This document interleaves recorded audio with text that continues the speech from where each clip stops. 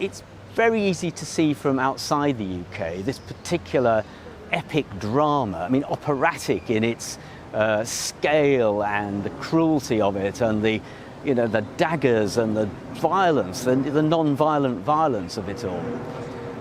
And yet it's just the way things had been done. If you look at cartoons from the 18th and 19th century, it was always like this.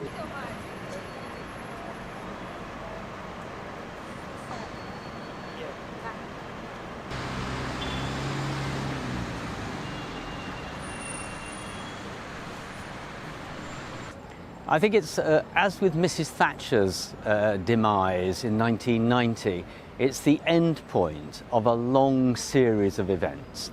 Very different this time to 1990, but this time it's really the accretion, the growth over time of one, then another scandal. Parties at Downing Street during lockdown, various sorts of scandals involving Conservative MPs, and not just the scandals, but the way the Prime Minister and Downing Street responded to them with a mixture of half-truth, then eventually coming to a version of the truth.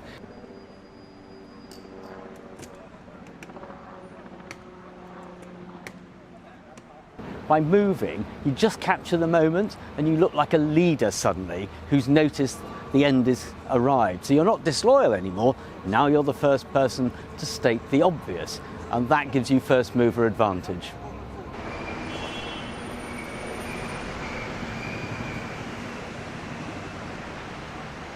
So now a large number of Conservatives are coming forward, at least 12, and then they will have to be whittled down by a process involving MPs only in this building here.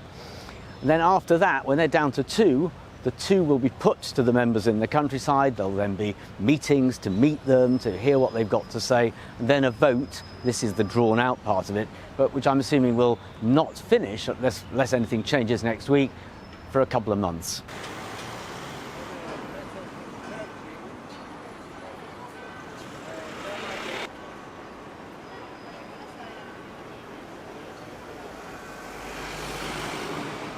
After having a kind of exciting Prime Minister, the Conservative Party will probably want somebody who's a bit less exciting. I mean, in fact, compared with Boris Johnson, almost any of the candidates on office would be a bit less exciting.